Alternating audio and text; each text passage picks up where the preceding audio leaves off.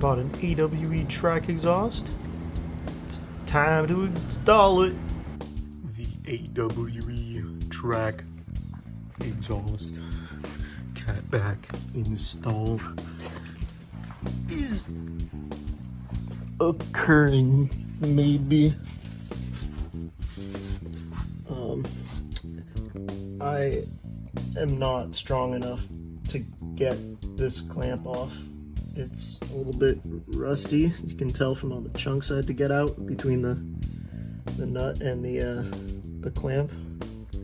But the fucking thing is on the top, so I cannot get enough leverage with this bad boy to get that loosened. Fun. I chose this exhaust mostly because I wanted the AWE touring, and then this guy had some unfortunate occurrences occur. The thing about these sleeves is these bolts and the clamps get incredibly rusty to the point that they basically just weld themselves together into this wonderful little thing.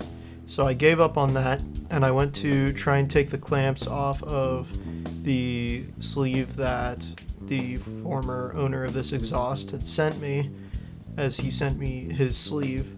It was also very rusty. I had to use this wonderful contraption to get that off. Then I reattacked the one on my car, and it was incredibly difficult until suddenly it snapped and it was free. Except it wasn't it giving, it was the bolt just deciding to shear. I guess I just am that strong. Anyways, after snapping that bolt and successfully removing the other one, it was time to cut the old exhaust. I bought a hacksaw for this specific purpose. And of course, the obligatory startup video. Whoa! Holy shit! Oh my god! Oh, that's amazing! Wow. Then it was time to install the new exhaust. Absolutely love this hanger style where it just slides on and then locks on. So much better after trying to remove those stock ones. This is how I ended up running the car for the first week until the new sleeve arrived.